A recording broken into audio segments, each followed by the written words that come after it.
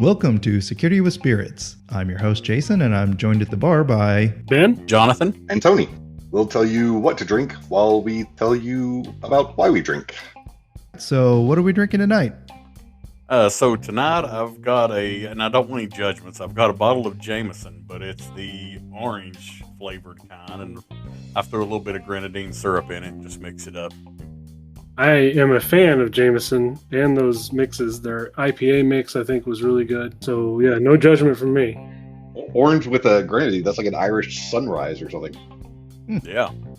I've got a bottle of Lagavulin that I'm on my last drink with. I'm trying it with a little bit of water, and I've never done that before, and I am surprised at what it does to the drink. It is really, really good. Nice. Sounds delicious. Yeah. I have a vodka martini, more specifically a dirty vodka martini, because I refuse to do dishes. Shaken or stirred? Shaken. All right, this episode's signature cocktail is the Oak Barrel Spicy Pickled Sour. I love a pickleback, which is traditionally a shot of Jameson chased with a shot of pickled brine, and I love a whiskey sour. So this combines them both and kicks it up with a little spice for that oak barrel touch. It's Irish whiskey, pickle juice, lemon juice, and a little hot sauce. It's not for everybody, but if you're into savory cocktails, give it a try. But I think what done it over the top was doing the rim with Old Bay. Oh, yeah. So you got to ask anytime I meet anybody who likes pickles, what's your favorite brand of pickle? I went on a kick and I tried a bunch, even the fancy refrigerator only organic market pickles. The best I've found is the Nathan's pickles. Ooh, okay. Yeah. I'm a Clausen man. Mm-hmm. Delicious. Yeah, that's always what I've gone with.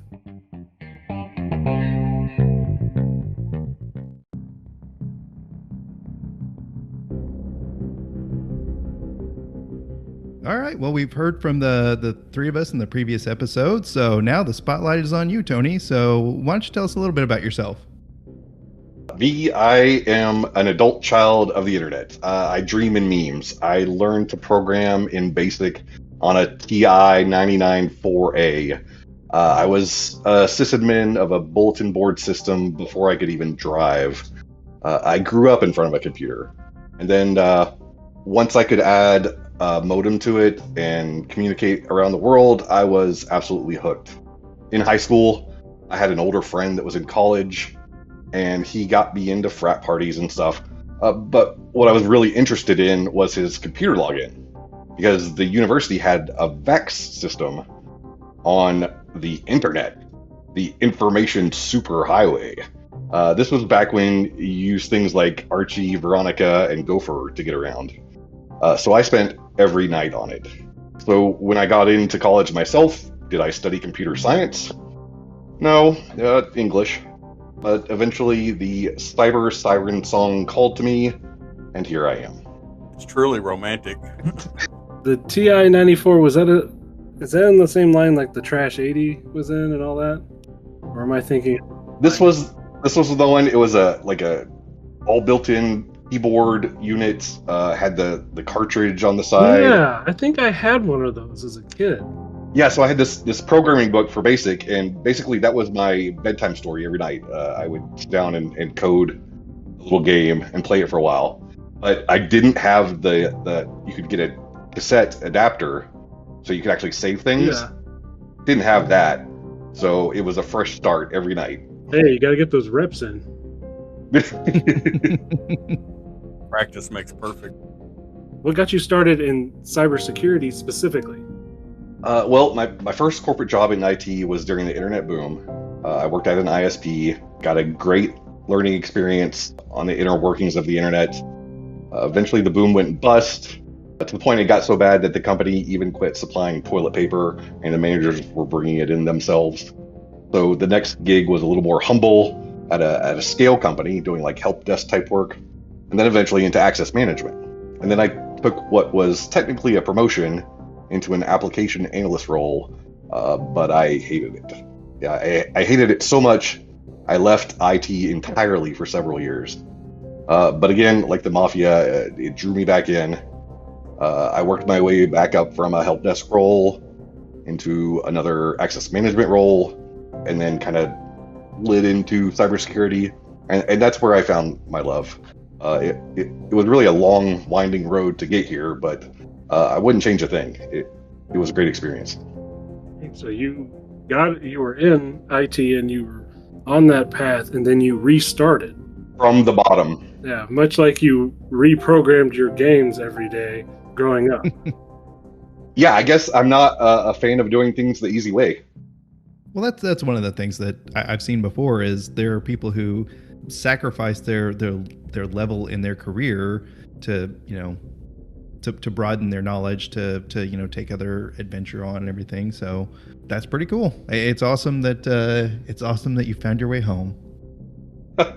I guess I've been fighting it for so long. Like, even the fact that I got an English degree, I thought, I don't want to major in computers. I don't want to make my passion my job because I'll hate it. But it just kept drawing me back in. So, Tony, you've shared some cool stuff so far, but are there any particular games or movies or TV shows that kind of really speak to you that you'd be willing to share? So, like, my earliest media influence was actually probably the Cult of the Dead Cow zine.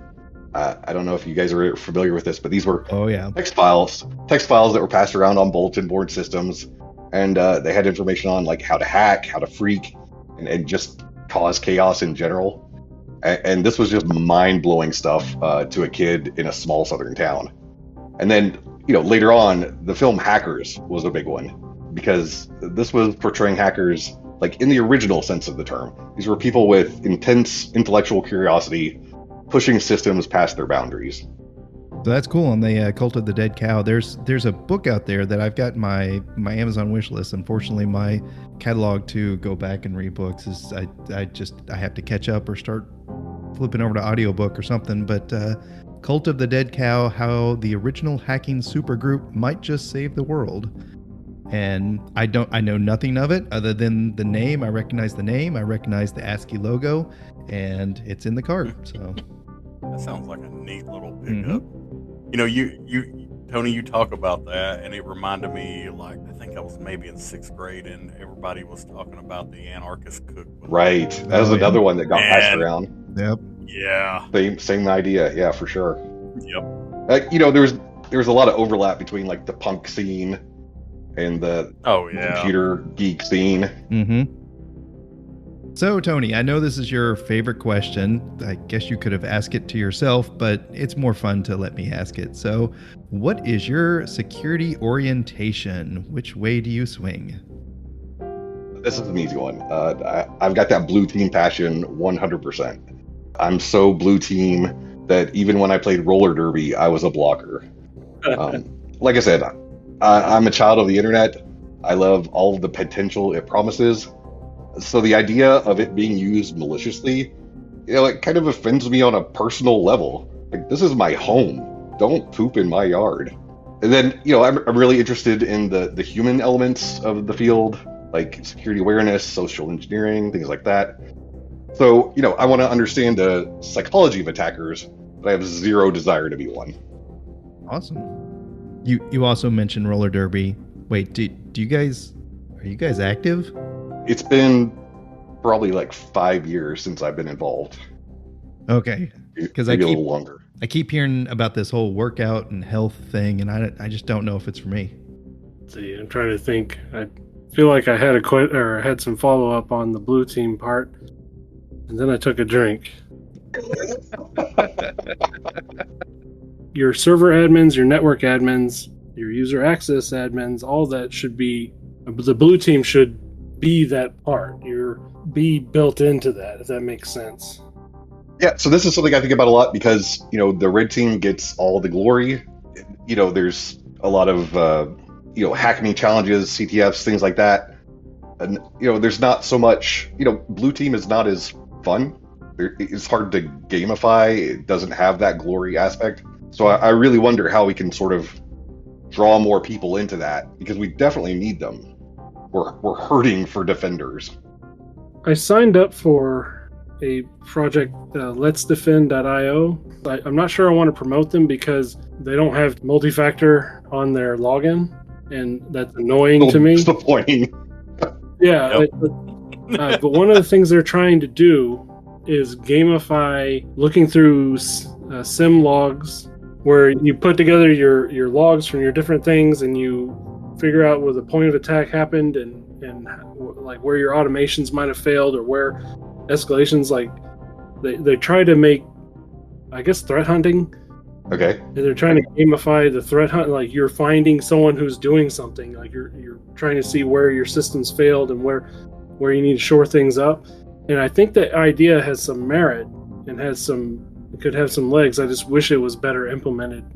I was going to say that was actually one of the topics I went and seen at Black Hat, was a group that was working on trying to gamify like security, but it was from the perspective of patching their systems, security awareness, like, hey, I reported this phishing email and I've patched my system, and and they were talking about they were working on developing this whole system for that. And it's a shame that we're having to gamify what should almost be common sense, or at least just, kind of thinking more about trying to cover yourself. I think I think the media, like, so they make the hackers like these big, amazing people, and then the defenders, the blue teamers, are the ones who are like, I need 4 hands on this keyboard. So it's Yeah, there's really nothing sexy about just patching your system. no. Responding to alerts in a controlled, timely manner. Reviewing Yeah, logs. they always- Ooh. Yeah.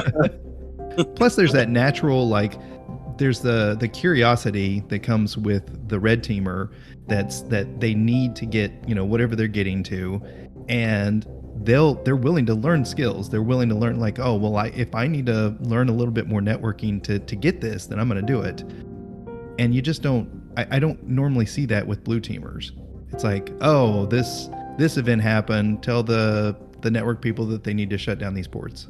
But see, I'll disagree with you there, because like I was the kid that took all my toys apart too, so I'll look at an attack and again try to take it apart, see why it worked, what pieces they had to put together to get through. So there is definitely some intellectual curiosity there. I don't think we promote it enough. That's a good point. Yeah, I agree. Yeah, because that is a fascinating portion of the job, is when you do see an alert and you're researching why is it happening, how is it happening, was it successful in piecing together the mystery. I do think that's entertaining. Yeah. A lot of times the blue team is just trying to keep their head above water, wrestling with vendors on why they can't use Windows XP on their machine anymore. That's exactly it. We're so caught up in the daily, just trying to get to a baseline of security, that we can't go that extra mile and really like reverse engineer attacks as often as we would like to. Good point. Yeah, because that's, I mean, I guess kind of looking back, I mean, that's what you try to do is once you close something up, of course, you have to like figure it out and be like, I want to prevent this from happening again, or, what if they pivoted or what else? But yeah, I guess I just don't, there's not a lot of people that I see that with, but that's a good point of this. They're just overloaded with all the BS from everything else, where a red teamer is like, we need you to find these, and they can deliver the nice little nuggets of, well, I found this port open and exploited it. And, I think we have a whole series of podcasts over this, arguing red versus blue. The only reason we have a base here is because they have a base here. So, Tony, why don't you leave us with a nugget of wisdom on what's guided you through your IT and cybersecurity career? My advice is similar to thoughts that you all have already shared. You don't get into cybersecurity by getting into cybersecurity. I spend a lot of time in like the cybersecurity discords and forums, and there are always people asking, what cert should I get to get into the field? And to me, that's not the best approach. That's not the way to come at it. Start in a help desk or a desktop support type position and get that broad view of IT. And here's the trick. In those positions, you'll probably have more access to more systems than you'll have at any other point in your career. And then here's the other secret nugget. If you're a rock star in those types of positions, you will build relationships with important people. If you fix the VP's computer and you become the go-to techie for executives, they're going to know you and they're going to tell other people about you, and you'll have a much easier time getting promoted. So I think it's definitely worth putting in some time in the trenches. Yeah, even as you said earlier, spending time in applications, as much as it will take your soul, it does give you access and give you a different view on systems and what needs to be done better. I know when I got into the corporate style, it was I was taken back because I was expecting I couldn't install this on my computer or my servers that I was managing, and I needed to be doing this, and this, and coming to find out, nobody was watching what I was doing. I had full reign access to all kinds of stuff that I shouldn't have. But at that time, I started to learn a lot on what people would do to get around what blocks were actually put out there. It's like, well, this policy was out there and they actually put some technology behind it to stop whatever to match policy, but people would always find a way around, and so that was kind of eye-opening for me. Good point. That's a good point about that, relating to an application analyst. We need to network at all layers of IT as cybersecurity professionals, right? We need to be able to talk on their level and relate to them why what we do matters and why they're actually part of our team. Yeah, and that's one of the things that I was going to bring up is whenever you mention, starting out in the trenches and working your way up, but also don't forget to, the people that are working service center, the people that are working server team, network team, hang out with them.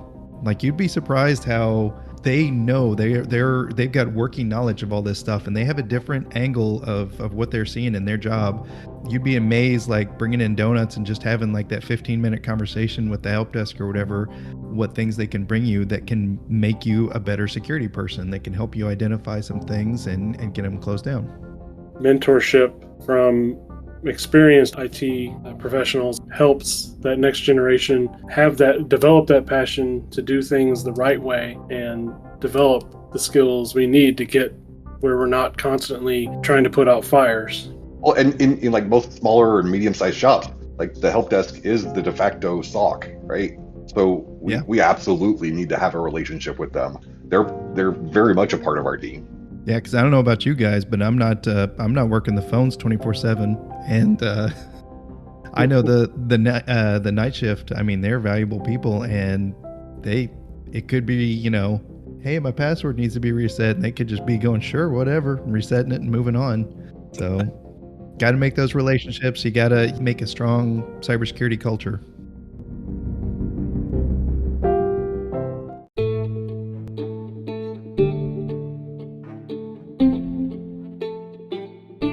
All right, well, now's the point in the show where we do some patching of our previous episode.